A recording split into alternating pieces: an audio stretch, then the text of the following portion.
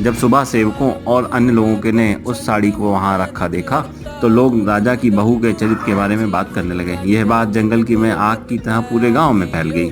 जब यह बात राजा के कानों तक पहुंची तो उसने अपनी पुत्रवधू के चरित्र पर शक करते हुए उसे महल से निकाल दिया।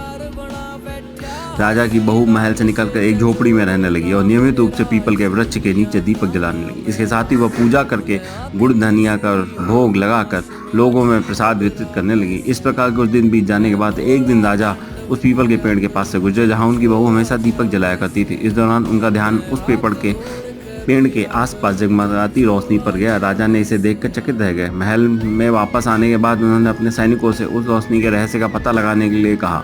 सैनिक राजा की बात मानकर उस पेड़ के पास चले गए। वहां पर उन्होंने देखा कि दीपक आपस में बात कर रहे थे। सभी दीपक अपनी अपनी कहानी बता रहे। तभी एक दीपक बोला, मैं राजा के महल से हूँ। महल से निकाले जाने के बाद राजा की पुत्रवधू रोज मेरी पूजा